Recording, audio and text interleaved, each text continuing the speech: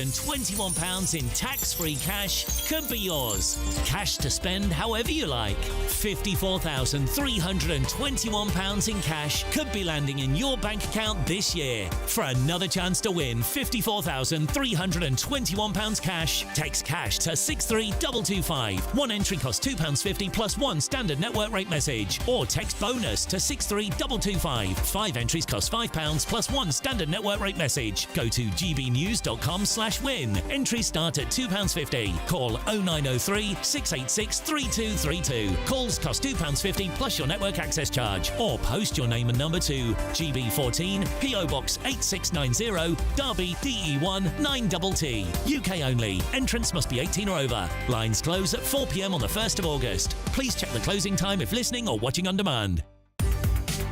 From the school run to the home run, watch a new show for all of Britain. He can say whatever he wants. A straight-talking show where all voices are heard.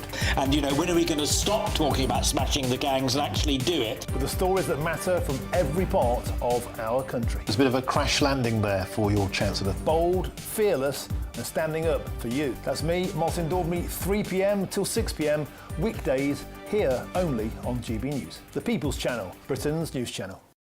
Westminster's full of talk, but out here, it's the real world. Am I allowed to talk now? No, that's it. This is where it matters, real people and real lives. That's what politics is all about. In fact, has Trump made a good start? No. Straight answers, no spin, and just a couple of pints. How many fingers have I got up? About 10. So join me for Lee Anderson's Real World every Friday at 7 p.m, only on GB News. The People's Channel, Britain's news channel. You want to know what's really going on in the corridors of power? Labour don't know what to do with you half the time, and that makes you quite lethal in the chamber. Get behind the headlines with Chopper's Political Podcast. Join me, Christopher Hope, as I sit down with the great and the good of British politics. We'll see where this ruling takes us. These are the stories shaping our nation. Chopper's Political Podcast, available now on all platforms. Listen in and stay ahead. It's Patrick Christie's Tonight, and here we do things differently. It's explaining the absolute madness of this, doesn't it? It's explosive. I mean, this is very good. It's lively. 850. Your government sat there, Sean, and he did nothing. It's controversial. And the Middle East has been in turmoil since before I was born. It's everything you need to kickstart your evening. Everyone's had their Weetabix tonight. I love to see it. That's Patrick Christie's Tonight, weeknights from 9 p.m. Only on GB News, the People's Channel, Britain's news channel.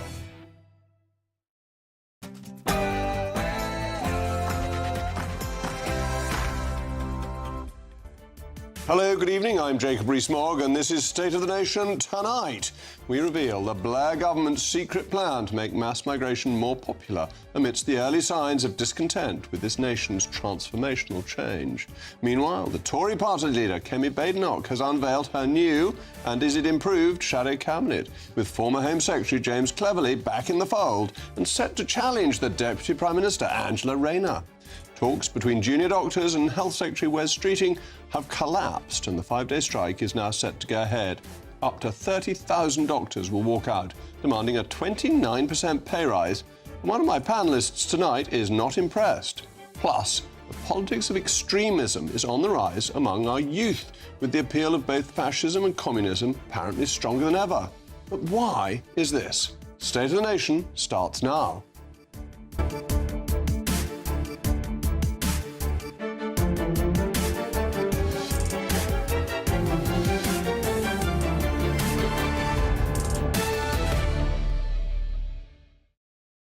I'll also be joined by my most pugnacious panel, the former editor of The Sun, Kelvin Mackenzie, and the journalist and broadcaster, Michael Crick. As always, I want to know your views. You know what to send it to. It's mailmog@gbnews.something or the other. Now, it's time for your favourite bit of the day, the News Bulletin with Katie Bowen.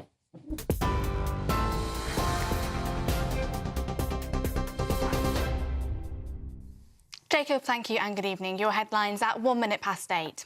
Black Sabbath frontman Ozzy Osbourne has died at the age of 76. A statement from his family said it is with more sadness than mere words can convey that we have to report that our beloved Ozzy Osbourne has passed away this morning. He was with his family and surrounded by love. We ask everyone to respect our family privacy at this time. As frontman of Black Sabbath, he styled himself as the Prince of Darkness and was at the forefront of the heavy metal scene. Earlier this month, he bid farewell to fans with a Black Sabbath reunion at Villa Park, telling the crowd it was so good to be on this stage. Mr Osbourne had been diagnosed with Parkinson's disease in 2019. Former BBC DJ Alex Dyke reacted to the news. He was a pioneer of heavy metal rock, and you've got to remember in the very early 70s, the rock that was coming out of Britain after the Beatles had split up was progressive rock. It was self-indulgent 6-minute drum solos and things like that, you know, when you think back to early Genesis and Jethro Tull. But Ozzy wasn't that at all. He was a heavy metal pioneer and a heavy metal hero. He sold over 100 million albums with his band Black Sabbath. Elsewhere today, resident doctors in England have confirmed that they will be going ahead with industrial action this week, striking for 5 days from 7 a.m. on Friday.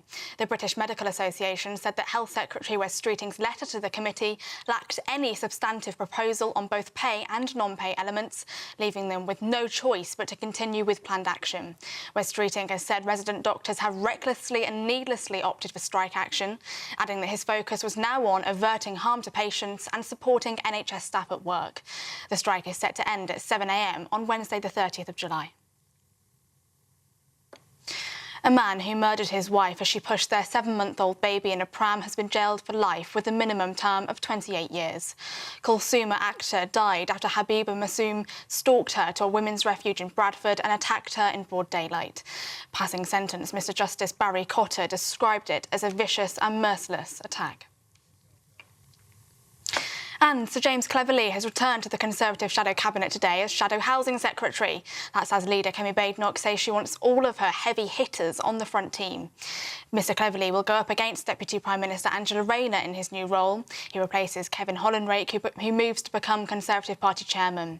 In a statement, Mr Hollinrake said he was honoured to be appointed and that he'll work with the entire Conservative family. Other changes to the team include Nigel Huddleston moving to Shadow Culture Secretary and Stuart Andrew becomes Shadow Health Secretary after Edward Argyle resigned the post earlier today due to a health scare.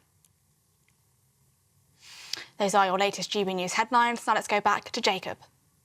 For the very latest GB News direct to your smartphone, sign up to News Alerts by scanning the QR code or go to gbnews.com/alerts.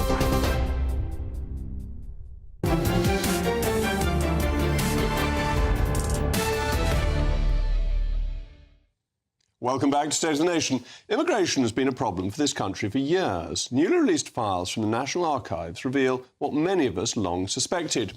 In 2004, David Blunkett, the then Home Secretary, privately warned Tony Blair that a Home Office report on public concern around immigration was, in his words, potentially explosive in the wrong hands. The report, based on panels from across the country, people of all ages, backgrounds and ethnicities, made one thing clear. The British public believed immigration was out of control. And what did the Blair government do? It tried to cover it up. Action came there none. Just a little spin. Rather than address the concerns, Labour ministers quietly drew up marketing plans to rebrand mass immigration and drown out what they called disproportionate public concerns and sell voters the so-called big picture. Incredibly, this was just weeks before the borders were flung open to Eastern Europe. 20 years later, and it's worse. Not only is legal migration out of control, but illegal migration is the worst it has ever been. It's now part of daily life. From food delivery drivers to barber shops and nail bars, businesses up and down the country are using undocumented illegal workers, whether they know it or not. Take the case uncovered by journalist Michael Mosbacher. A Chinese dim sum restaurant, the Royal China, in Baker Street, famous for Sherlock Holmes, London, which has been trading for years, was suddenly stripped of its alcohol licence after 9 illegal workers were found behind the scenes. 6 Indonesians and 2 Malaysians who had overstayed their visas, and a Chinese national working in breach of her visa conditions. Now, while much of the focus is on those crossing the channel in small boats, and rightly so, with over 20,000 already this year coming across, there is another silent pipeline of illegality running through our economy, which we're hardly ever measuring. The Public Accounts Committee confirmed earlier this month that the Home Office does not know how many people leave when their visas expire, nor how many are working illegally. They have failed to collect the basic data. But we do know that migrants who have overstayed their visas account for nearly 40% of all asylum claimants, according to Home Office figures. Illegal immigration is rampant. The system is blind. The political class has for decades wanted to cover this up, and we now have the proof from the National Archive. As always, let me know your views, mailmog@gbnews.com. I'm joined now by a political commentator, Matthew Stadlen, and indeed my most pugnacious panel, Kelvin Mackenzie and Michael Crick. Matthew, let me come to you first, because this seems to me to be really serious, that conspiracy theories are a way of madness, but governments haven't wanted to admit the seriousness of the immigration problem, nor have they wanted to respond to the legitimate concerns of British people, and we now have the evidence for that. I don't agree with that. I would say that your first words in your monologue, your most pugnacious monologue, to use your phrase, talked in terms of it being a problem, immigration. And it's been a problem for 20 years, you say. You could quite easily have said immigration has been in many ways fantastic for 20 years because vast numbers, and a lot of people have come to this country, have made vast contributions to our society over the past 2 decades and indeed going back hundreds of years, millennia, in fact. So it's a question partly of how you phrase it. It is interesting to look back at where public opinion was 20 years ago. And I talk of public opinion, but of course it's split as it is today. Many people are not remotely concerned about immigration levels today. Many people are. What is fascinating is that 20 years ago, immigrants were being demonised just as they are today, but instead of on social media, the focus was more in the newspapers. And if you take the argument that immigrants have been coming in for millennia, that is both true and false, isn't it? Because when the Romans came, you changed the hierarchy. When the Normans came, you changed the hierarchy. When the Huguenots came, it was a very small proportion of the population. What's been different in the last 20 years is the sheer numbers, and that's what's created the problem. And it's a twofold problem. One is that the housing, the facilities aren't there for this number of people, and that it's undermined the wages of the least well-off in society. And the other is the cultural issue. So you've got the economic infrastructure issue and the cultural issue, which is a challenge to people. And politicians haven't stood up and said, look, it's wonderful having lots of immigration because of these great things. They've said we're controlling it, and that just hasn't been true. That last point, I think, is a very fair point, because successive Conservative governments told us that they wanted to get immigration figures down. David Cameron was talking, wasn't he, in terms of the tens of thousands, and then they failed to deliver that. And there is indeed a disconnect there. Well, you're being loyally party political, but Tony Blair and the Home Office, when people started coming from Eastern Europe, said it would be a few thousand and tried to reassure people that the numbers wouldn't be that large, which was equally false. It's not just a Conservative problem. As I say, I think the disconnect between what politicians or some politicians have been saying we should expect and what they want to achieve and the reality is significant, and therefore you can make an argument that the British population hasn't voted for the scale of immigration that we have experienced over the last 10, 20 years. That's fair enough, and of course immigration should be talked about. It is a question, quite literally, of public policy. But just on the scale, while the scale, of course, has gone up significantly, you remember the 1960s, the 1970s, some people then were very concerned about the scale. They were concerned about the Windrush generation. They were concerned about Asian people coming in from Idi Amin's But the total numbers were much lower at that point. They weren't into Uganda, I'm thinking of. The Ugandan nation. Yes, they were lower, but people then were still talking about numbers. Well, look, Matthew may not be worried about the number of migrants coming in, but of course the deputy leader of the Labour Party has now said tonight that social cohesion in poorer areas of the country is being strained by this. This is a massive issue. when social cohesion, which basically could mean we will have major problems, we don't live. I am lucky I do not live in this society. Matthew, I'm sure there are aspects of Notting Hill where you live where there are problems, but actually I suspect you don't have it. And I would have thought whereabouts in East Dulwich, you probably don't. But there are people in Rotherham and Rochdale and Blackburn where actually their societies are now totally migrant. And they feel, both if you take Rayner's other good point in there, got economic issues, which may or may not be connected with, by the way, migration. They are at their beam end. They are worrying, what has happened to our country that I can't find the work or I can't get the money, and yet we bring in more and more people from parts of the world who don't really have a link with our country. Just to respond to your Notting Hill point, because that's an interesting point. Let me just respond to it from a position on the left. No, respond to the Angela Rayner. Yes, I will. The fact that the Deputy Leader of the Labour Party does not agree with you. There is a problem in our country, and we have people like you who are either to the left or to the right of somebody who's really important in our nation saying this is a problem. Have we got problems about social cohesion or not? You're putting words into my mouth. Have we got a problem or not, Matthew? Come on. Just tell the viewers. What I was about to say... Agree or disagree with Angela Rayner? If you look at Notting Hill or London more generally, it is incredibly mixed. You have people from everywhere, and we are all, by and large, thrown together.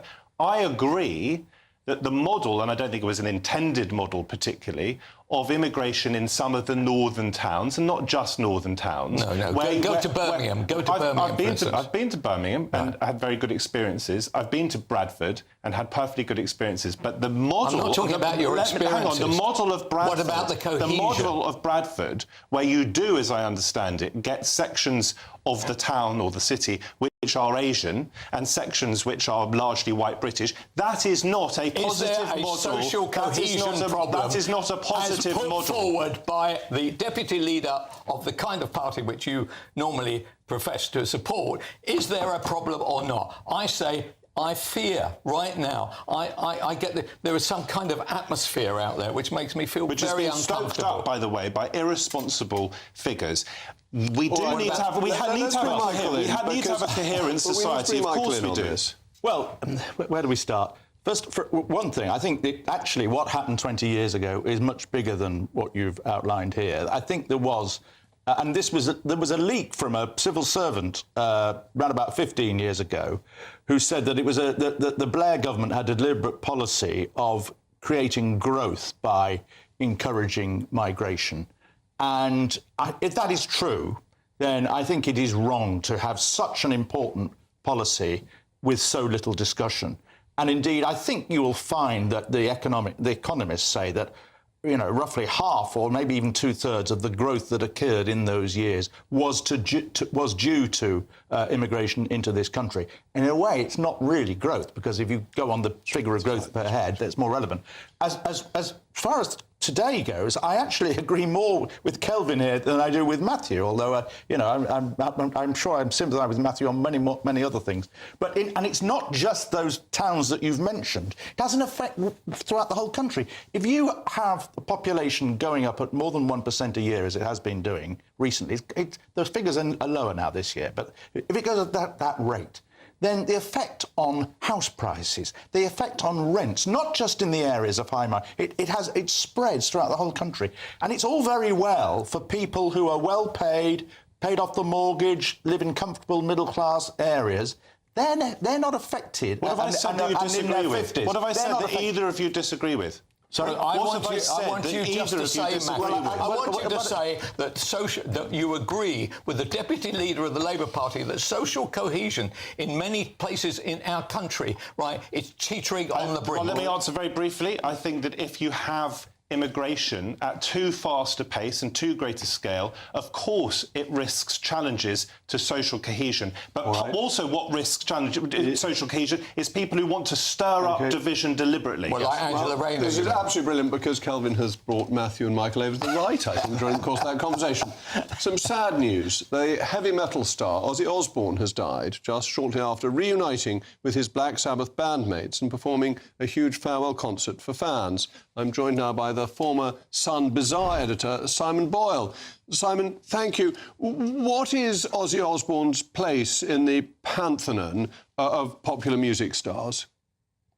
I think the simple truth is, Jacob, that he's probably the heavy metal star that you and many other ordinary people who are not natural fans of the genre could name. I mean, I think if I was to ask my father, perhaps even my grandparents once upon a time, to name a heavy metal star, they might say Ozzy Osbourne and no other. He was the guy who transcended that genre into the mainstream, you know, through lots of interesting means, through reality TV shows, but just through his presence and his personality, and of course his kind of legend and folklore within that world. He was the most outrageous, but also the most personable of all of those sorts of legendary rockers. And whether his music was wonderful to you or otherwise, he made a noise and everybody heard it. And that's certainly true. I mean, I'd be hard put to name any other heavy metal star, but I didn't know him through that. I knew him because he was regularly in the newspapers through his reality TV and his family's reality TV. So he brought what he was doing to a much wider audience. Absolutely true. You don't need to be able to name, although it is fair to say that he did sell 100 million records worldwide, which is no small feat. So he certainly had his following musically, but he was the guy who was able to break boundaries from that world into the mainstream. And the reason for that was really he had a wonderful personality. He was a proper character in every sense. Of course, famously in his heyday in the 70s, he did outrageous things. He was an extremely prolific alcohol abuser, drug user, and he did wild and outrageous things accordingly, which garnered headlines. But in later life, when he sort of mellowed, he did find sobriety at times. He showed a softer side, and people really warmed to it. You know, the fact that you can be the man who bit a head off a bat, but also be a really rather a loving and caring father figure that's broadcast to, well, not just this nation, but worldwide. That really captured people's attention. I think he surprised people a great deal. And I met him on a number of occasions, but the one that really sticks in my mind was I worked for a time at the Daily Mirror newspaper who ran the Britain Awards. And it was a room full of A-list superstars, and the one that everybody wanted to meet, or the two that everybody wanted to meet, really, were the Osbournes, Sharon and Ozzy. And I saw them pose with children from 6 years old up to adults of middle age, and elderly grandparents and so forth. And every single one of them recognised that they were unusual sort of star power in a room full of celebrity. They just had something about them, an air of the unknown and the intrigue that transcended everything else. So a charismatic figure who had great charm and was at the top of his field in the music world and indeed in the reality TV world. Simon, thank you very much. We will pray for the repose of his soul. Next, the Conservative Party leader, Kemi Badenoch, reshuffles her cabinet. Is it for the better?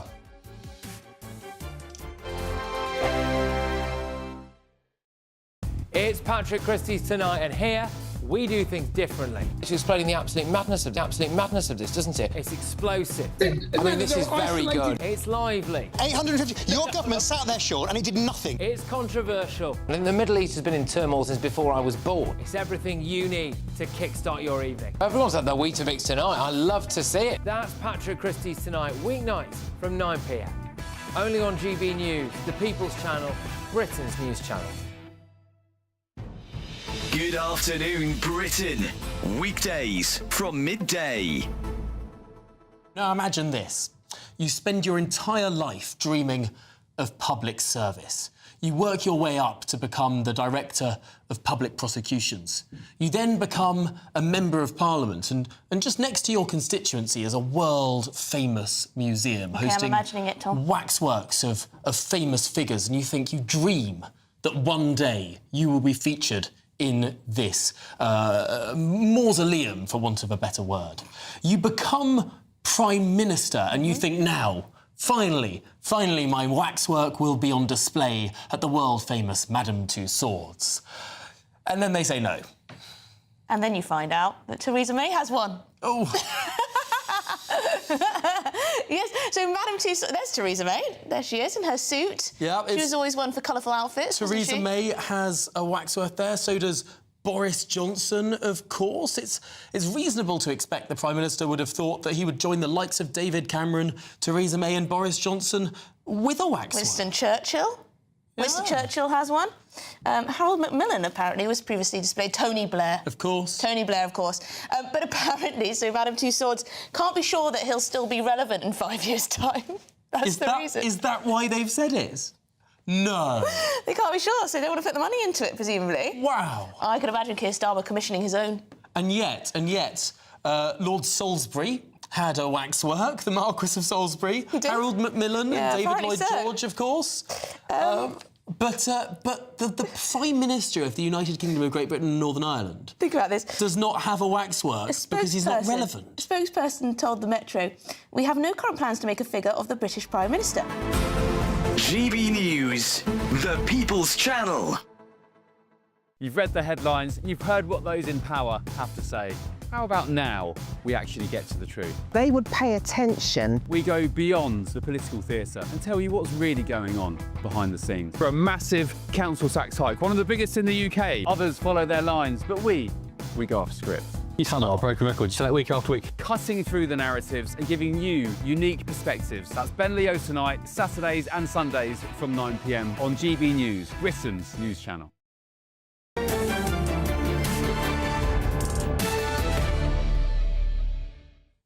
Welcome back. I'm still Jacob Rees-Mogg, and the Conservative Party leader, Kemi Badenoch, has reshuffled her shadow cabinet today. She has appointed Sir James Cleverly as her new shadow housing secretary, a role that puts him directly opposite Angela Rayner in the Commons. Elsewhere in the reshuffle, Stuart Andrew has been moved from culture to health. Kevin Hollinrake will become Conservative Party chairman, and Nigel Huddleston has been handed the shadow culture brief. Well, my pugnacious panel is here, Kelvin Mackenzie and Michael Crick. Kelvin, has this set your heart racing? Do you now think that the route to an election victory is clear with this excellent new team that Kemi Badenoch has put in place? No, I'm underwhelmed by it. There's much that she could do. I can think of a number of people, including your good self, he said, in return for that 20 quid you gave me before we came on there. Look, actually, I've come around to the thinking that it is now not necessarily totally Kemi Badenoch's fault. The voters have decided that bearing in mind our last debate, that migration is a massive issue, our economy is a massive issue, and actually these aren't going to be solved by the Conservative Party. They're more likely to be solved, if they are to be solved at all, by reform. That is the reality of it. So she's going to stay at 16, 17%, come those May elections next year in Scotland and Wales, will be devastating for the Conservatives. And then they'll have to make a real decision. It's not about whether she brings Cleverly in, it's whether she survives. And, there are people who are saying we've had too many leaders. The truth about the matter is, I'm afraid Kemi has a big mountain to climb. I think she's doing well in Parliament, but doing well in Parliament, honestly, the voters are ahead of the game in all this. And do you think she will survive? I mean, I personally don't. So bringing back James Cleverly, is that promoting somebody who could be a threat to her?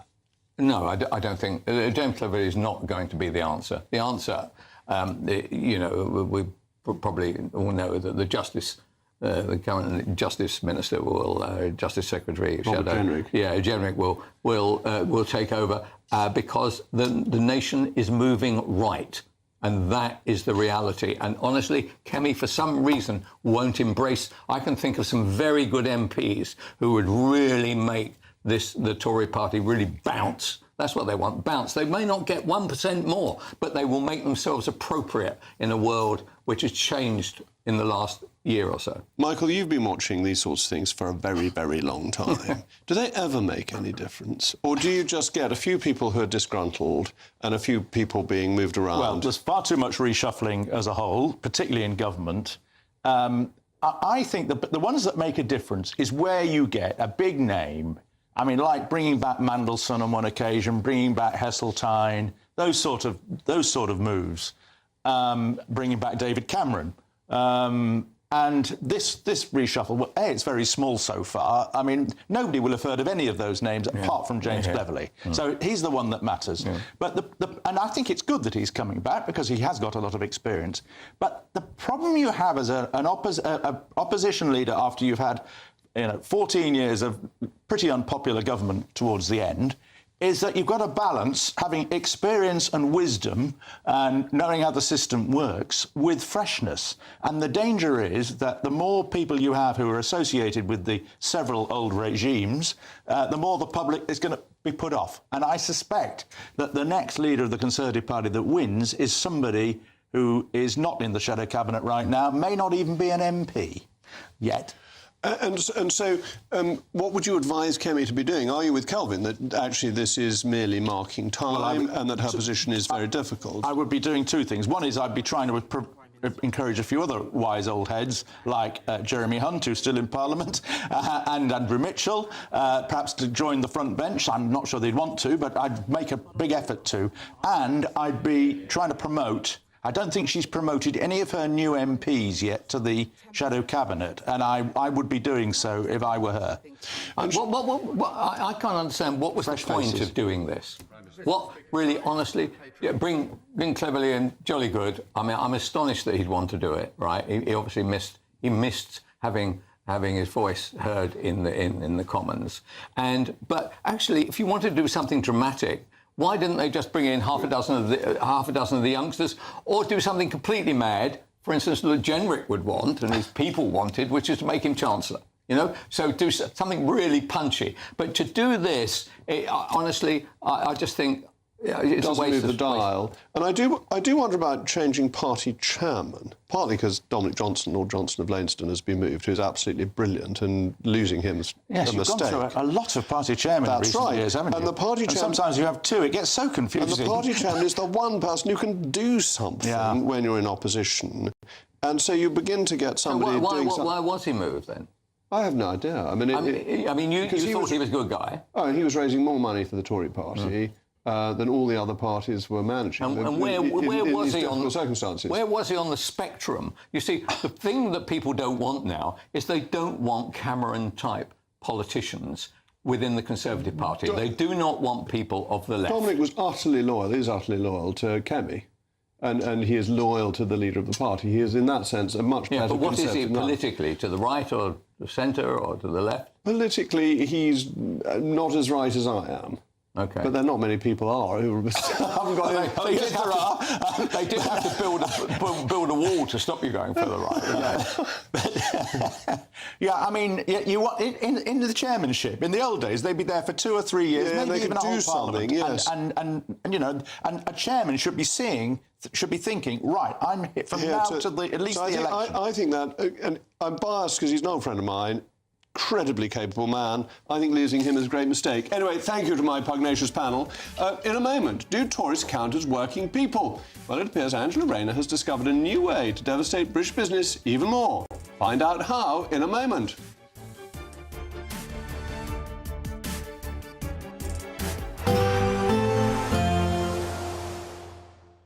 Dinner under the stars tonight? That reminds me of our travel insurance. You mean all clear skies? All Clear Travel Insurance sponsors GB News travel destinations forecast.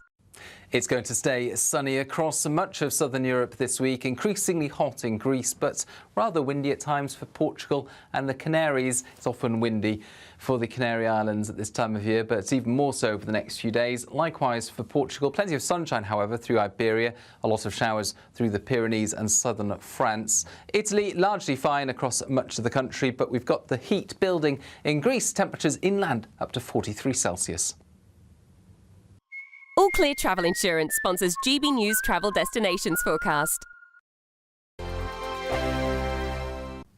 Evening. Welcome along to your latest weather update from the Met Office here on GB News. A messy picture again tomorrow. A lot of cloud, some sunny spells and a few heavy showers which may turn into thunderstorms across parts of the south. The pressure pattern is a messy mixture, flabby area of low pressure just sitting to the north of Scotland. That's helped to generate some lively downpours today. They're tending to fade away now, but more showers coming into Wales and southwest England through the night, also likely to affect the South Midlands. Might get woken up by a rumble of thunder here and there, but many places will become dry. There'll be some breaks in the cloud, temperatures holding up in the teens. On to Wednesday's detail, and as I said, it is still pretty messy, likely to start with outbreaks of rain over South Wales, parts of southern England, the South Midlands, also northwestern parts of Scotland, but probably through the central belt, southern Scotland, decent chance of a dry start, maybe even some sunshine here and there.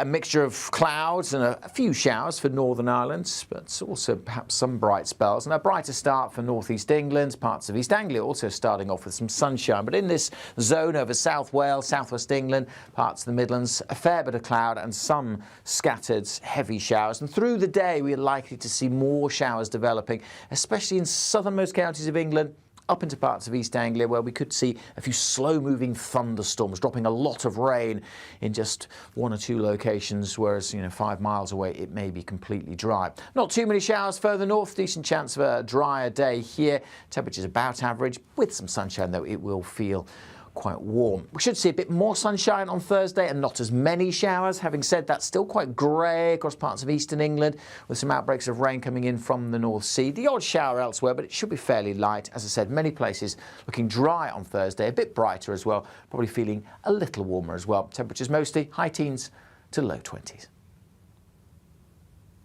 Good Afternoon Britain isn't just about us. The wonderful thing about this programme is it's about everyone watching. It's an interactive programme. Well, there absolutely is something to see here, and we're going to be talking about it more. Whether it's breaking royal news, please bring us up to date, or indeed a particularly punchy speech in the House of Commons. Very, very curious. We bring it to you live, and then we bring you live reaction as well.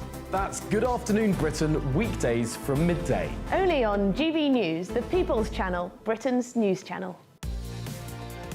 Mornings don't have to be tiresome, especially if you have the right company.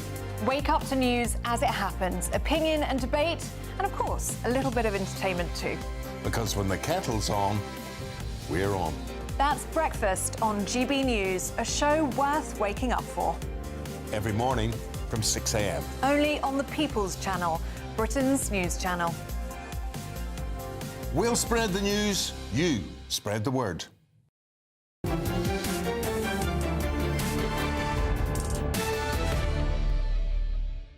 Angela Rayner is reportedly urging the Chancellor, Rachel Reeves, to give councils the power to tax tourists in a move that represents the latest row between the two senior Labour ministers. With a record 43 million foreign visits to the UK expected this year, the tax will be placed on hotel visits in the hopes of raising an extra £209 million across Britain, according to council bosses. But the Treasury remains sceptical, as it could undermine British tourism. Well, I'm joined now by Professor Jonathan Portes, Professor of Economics at King's College London. Jonathan, thank you for joining me. If they charged this on tourists and on hotels, would they charge it on all the illegal migrants that the government's putting up in hotels? Do you think this would be a new source of money for councils, the taxpayer paying from one pocket into the other? I think, as you know, the people who are in hotels are not illegal migrants by definition, right? You should. Yeah, they are. They came over illegally, and they should be chucked out. The fact that they may have entered illegally is not relevant. They're illegal migrants. They came illegally. Jacob, I do think you should try and be honest and accurate towards your viewers. The people who are accommodating in hotels are, as you know, because you were a member of the government that, of course, introduced this practice and made it such a large item of expenditure. But as you know, from having introduced this when you were in government, the reason people are accommodated in hotels is because while their asylum claim is being assessed. As you will remember, the last Conservative government passed a law to say that anyone who arrived in a small boat would be here illegally. They were classified as illegal. The Labour government loves having them and therefore wants to say they're not illegal, but to everybody in this country, they are people who came over in breach of the law. They are illegal migrants and they should be removed. The law of the land and the law of this country, which I hope that as a partisan of parliamentary sovereignty you would respect. The law that you enforced, and remember, of course... No, you're quite wrong. The law that I backed made them illegal. You're quite wrong. It's the law that Keir Starmer introduced that tried to make them legal because the Labour Party wants all these illegal migrants. You're wrong, Jacob. I'm not. It's a matter of fact. You're misrepresenting the law that you passed. No, I'm not. The law that you that passed wasn't what we were going to talk about. Their motive... They may have entered irregularly, but once they have claimed asylum, they are here legally. That's why your government was paying for so when many I was in government, we made it illegal. That's the whole point. They have come across illegally. They are illegal migrants. Anyway, thank you, Jonathan. We've never got on to the economy, which is a pity, but we can now get on to talk about junior doctors and the health secretary because they've collapsed. Wes Streeting has failed to reach a deal with the BMA, meaning this week's 5-day strike will go ahead. The first national walkout by a healthcare union under a Labour government since the winter of discontent in 1979. Up to 30,000 medics are set to down tools as they push for a pay rise of 29%. Well, my panel is still with me, the former editor of The Sun, Kelvin Mackenzie, and the journalist and broadcaster, Michael Crick. Kelvin, 29% inflation-busting pay rise for people who are already amongst the best-paid graduates is monstrous, isn't it? No, it's an absolute shocker. You could have forecast all this, because if you remember what happened when they paid out the money before, 22%, I think, they said, we'll wait until the government is weak and we'll strike again. And they've struck again. This dispute will go on most of this year, one way or another now. I can't see how it's going to be resolved. Doctors emerge as absolute shockers. I found it impossible to believe that they would strike last time. I find it almost incredible that they'll do it this time. And all this, and the other shocking aspect is the fact that they're now saying that the consultants are wrong, or the health secretary is wrong to say that ordinary operations will be carried out because that will endanger patients. Honestly, what do they think they're doing? The whole point, they are using sick people as a bargaining tool for more money. Now, I can remember the miners, right? And they were using heat and they were using light in order to get themselves more money. And I felt outraged by that. I could never have forecast, some 3 or 4 decades later, that actually they would use the death of your old mum or your sickness of your old dad, right, as a bargaining tool for money. I find it incredible that we've got to this point. Michael, isn't it a lesson for Labour that last year they came into office, they paid the Dane Geld, and the Dane hasn't gone away? Well, I think, I'm very sympathetic to the junior doctors on this. And by the way, it amuses me that people who profess to believe in the free market, like you both do, don't extend the free market to free collective bargaining. Now, on this, let's be honest, most trade unions would be delighted with a pay offer of, is it 5.3, 5.4 that they've been offered? But junior doctors have been really badly treated pay-wise since about 2008. Their pay has dropped in real terms. They have got appalling conditions that you don't have in many jobs. And you have to answer this question, there is a huge problem about retention, and many of them qualifying and then going and working in Australia or Canada or the Middle East.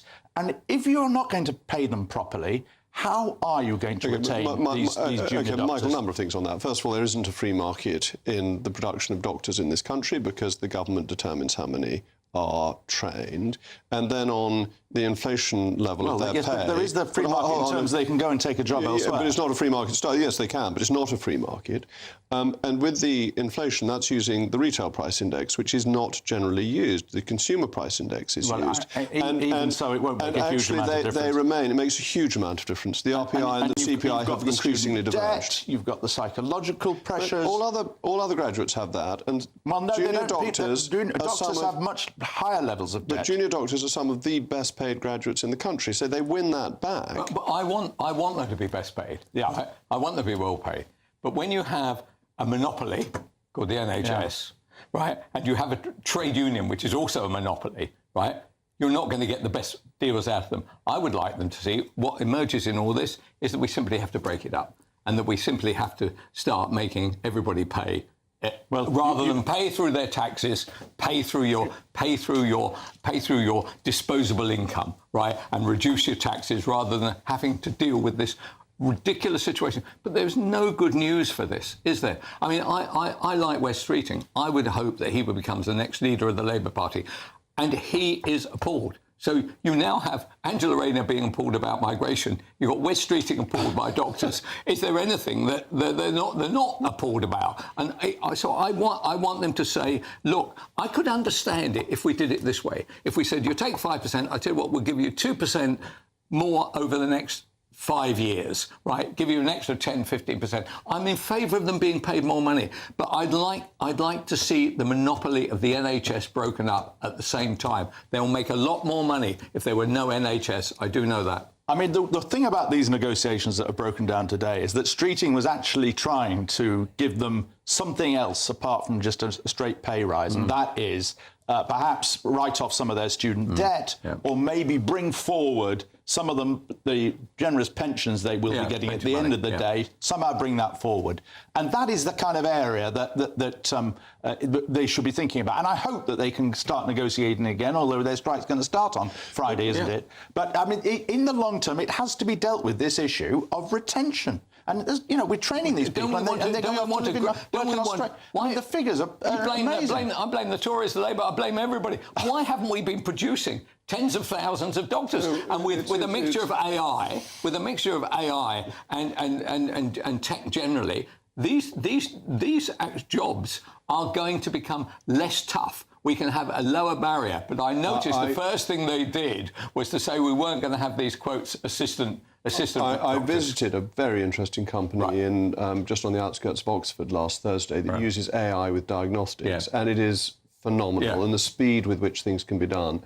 And they were saying to me that the good doctors love it and think it's really exciting, an opportunity to do so much more, and the bad doctors absolutely hate it because they recognise it's going to put them out of work. But my worry is that Labour gives in to the unions, and having done it last year, they haven't done here, have they?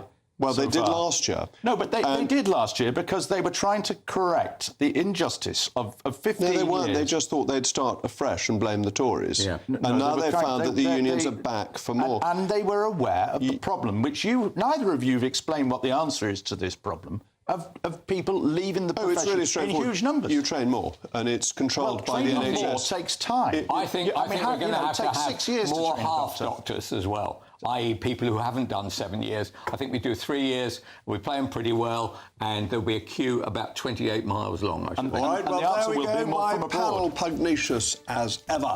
Shortly. Well, not as pugnacious as you with that. Yes. He was talking absolute nonsense. He was. Anyway, shortly, here's the younger generation being radicalised. At times. Are they becoming communists or are they becoming fascists? New research suggests we're in for a future of extremism.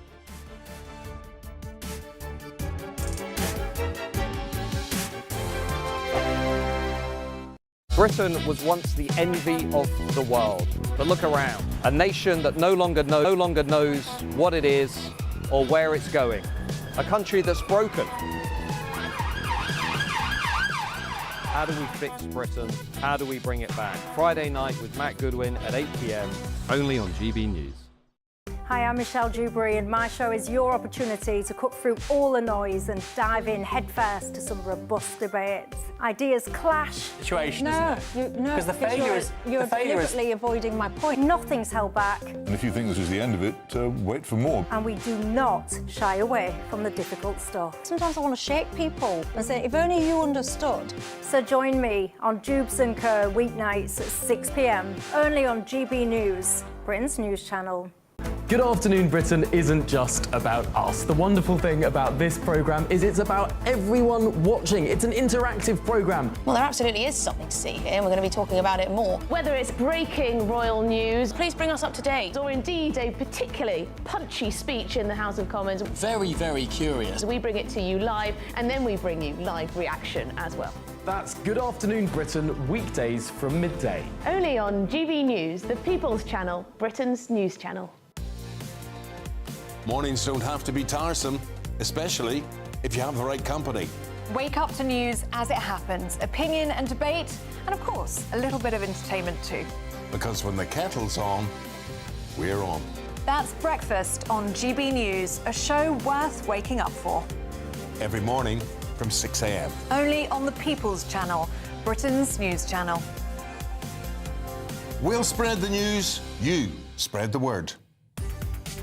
From the school run to the home run, watch a new show for all of Britain. He can say whatever he wants. A straight talking show where all voices are heard. And, you know, when are we going to stop talking about smashing the gangs and actually do it? With the stories that matter from every part of our country. There's a bit of a crash landing there for your Chancellor. Bold, fearless and standing up for you. That's me, Martin Daubney, 3 p.m. till 6 p.m, weekdays, here only on GB News. The People's Channel, Britain's news channel. Join me, Nana Akwe, for an informative, interactive news programme with a difference. It's fun. No, he didn't say that, Dave. I'm so surprised. I think there's an element of truth to that. Join me from 3 p.m. every weekend, only on GB News, Britain's news channel. In the GB newsroom, we bring you the news as it happens. With our team of dedicated journalists across the UK, we're ready to keep you up to date with what's happening every half an hour, every single day.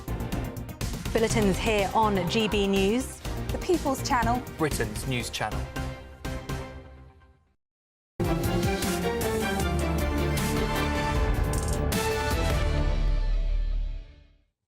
The younger generation has always been known for its rebellious spirit. This wasn't necessarily very true of me, but then I was never really very young.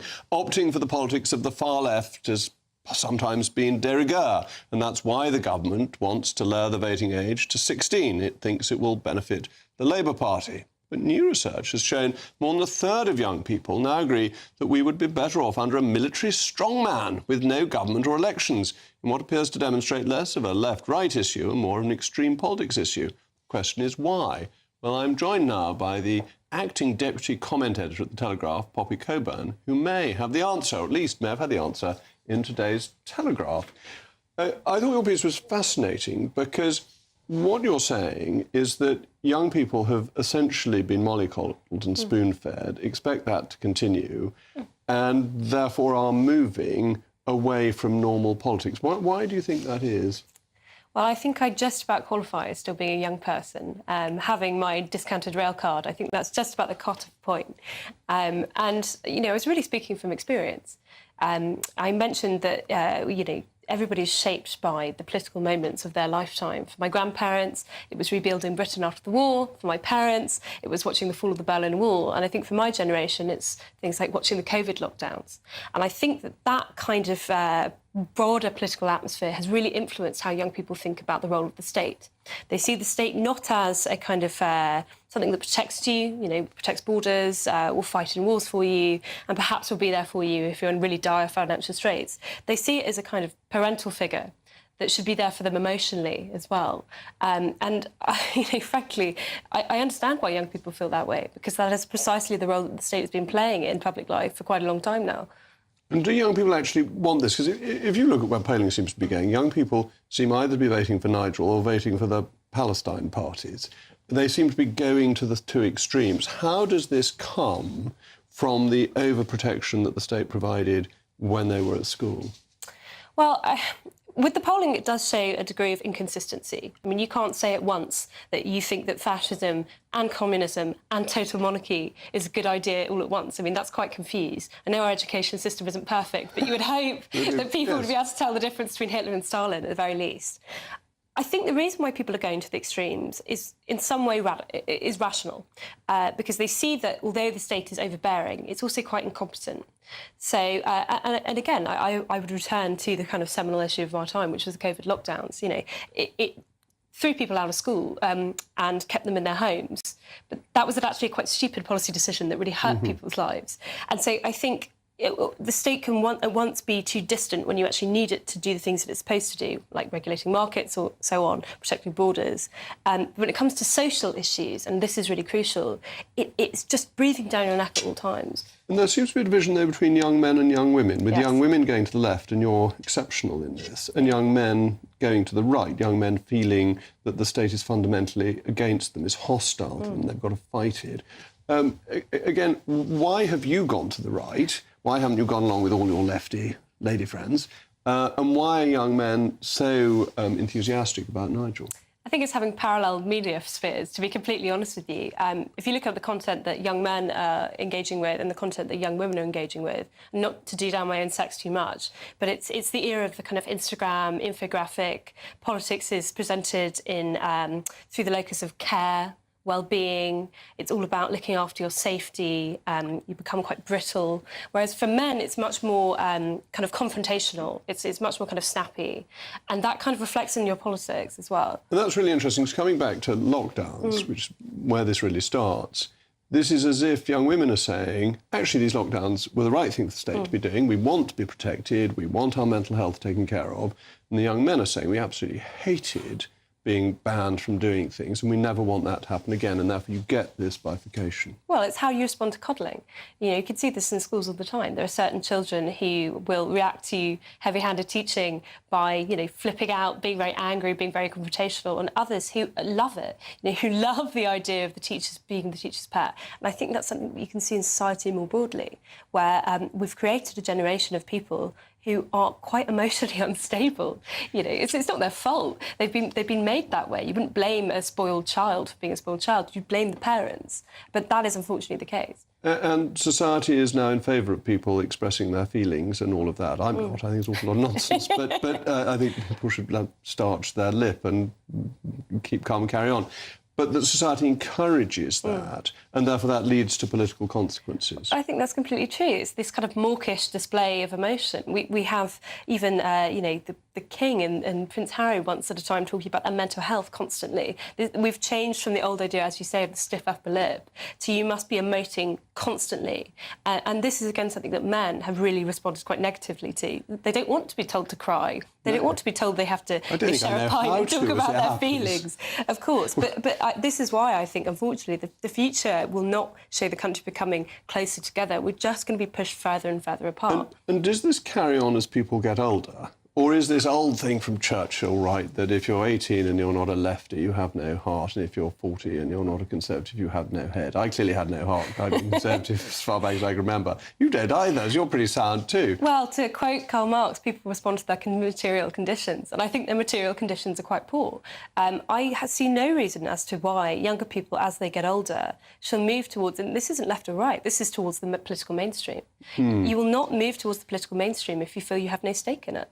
And the political mainstream isn't currently offering anything because it all seems to be the same, that we had a big election last year and the government remains pretty much as it was under Rishi Sunak. Yes, and what a shame that, you know, our parliament, which is the most powerful parliament, you know, it's supreme over all other governing bodies, seems to be so powerless to people that they feel they must need a strong man. I mean, have they ever heard of Oliver Cromwell? You know, one time parliament produced many people like that. Oliver Cromwell was a dreadful man. One of my great anti-heroes, along with his namesake Thomas Cromwell, two of them. Anyway, that's enough of my views on historic figures. Up next, it's the one and only Patrick Christie's. Patrick, what is on your programme this evening, other than the weather in Somerset, which you may not have reported in the last day or two whilst I haven't been here? No, absolutely. Well, yesterday I was in the migrant camps in northern France. We've got some unseen footage that I'll be showing you. I want to talk about the role that some of the charity sector play.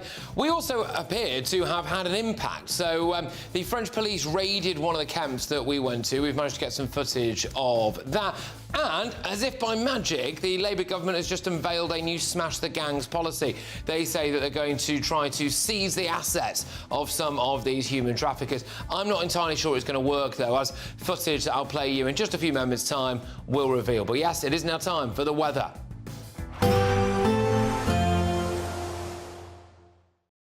Expect a warm front, moving from the kitchen right through to the rest of the house. Boxed Boilers, sponsors of weather on GB News. Evening. Welcome along to your latest weather update from the Met Office here on GB News. A messy picture again tomorrow. A lot of cloud, some sunny spells and a few heavy showers, which may turn into thunderstorms across parts of the south. The pressure pattern is a messy mixture, flabby area of low pressure just sitting to the north of Scotland. That's helped to generate some lively downpours today. They're tending to fade away now, but more showers coming into Wales and southwest England through the night, also likely to affect the South Midlands. Might get woken up by a rumble of thunder here and there, but many places will become dry. There'll be some breaks in the cloud, temperatures holding up in the teens. On to Wednesday's detail, and as I said, it is still pretty messy, likely to start with outbreaks of rain over South Wales, parts of southern England, the South Midlands, also northwestern parts of Scotland, but probably through the central belt, southern Scotland, decent chance of a dry start, maybe even some sunshine here and there. A mixture of clouds and a few showers for Northern Ireland, but also perhaps some bright spells. And a brighter start for North East England, parts of East Anglia also starting off with some sunshine. But in this zone over South Wales, South West England, parts of the Midlands, a fair bit of cloud and some scattered heavy showers. And through the day, we're likely to see more showers developing, especially in southernmost counties of England, up into parts of East Anglia, where we could see a few slow-moving thunderstorms, dropping a lot of rain in just one or two locations, whereas, 5 miles away it may be completely dry. Not too many showers further north, decent chance of a drier day here. Temperatures about average, with some sunshine though it will feel quite warm. We should see a bit more sunshine on Thursday and not as many showers. Having said that, still quite grey across parts of eastern England, with some outbreaks of rain coming in from the North Sea. The odd shower elsewhere, but it should be fairly light. As I said, many places looking dry on Thursday, a bit brighter as well, probably feeling a little warmer as well. Temperatures mostly high teens to low 20s. A positive outlook through the night will power through to a bright day ahead. Boxed Home Battery Storage, sponsors of weather on GB News. £54,321 cash could be yours. Cash so you could spend however you like. It's like having an extra £1,000 each week for a whole year to play with. Someone is guaranteed to win this amazing amount of cash, so make sure that someone could be you. For another chance to win £54,321 cash, text cash to 63225. One entry costs £2.50 plus one standard network rate message, or text bonus to 63225. 5 entries cost £5 plus one standard network rate message. Go to gbnews.com/win. Entries start at £2.50. Call 0903 686 3232. Calls cost £2.50 plus your network access charge. Or post your name and number to GB14 PO Box 8690 Derby DE1 9TT. UK only. Entrance must be 18 or over. Lines close at 4 p.m. on the 1st of August. Please check the closing time if listening or watching on demand. From the school run to the home run, watch a new show for all of Britain. He can say whatever he wants. A straight talking show where all voices are heard. And, when are we going to stop talking about smashing the gangs and actually do it? With the stories that matter from every part of our country. There's a bit of a crash landing there for your Chancellor. Bold, fearless and standing up for you. That's me, Martin Daubney, 3 p.m. till 6 p.m. weekdays, here only on GB News. The People's Channel, Britain's news channel. Westminster's full of talk, but out here, it's the real world. Am I allowed to talk now? No, that's it. This is where it matters, real people and real lives. That's what politics is all about. The fact is Trump made a good start, no. Straight answers, no spin, and just a couple of pints. How many fingers have I got up? About 10. So join me for Lee Anderson's Real World every Friday at 7 p.m. only on GB News. The People's Channel, Britain's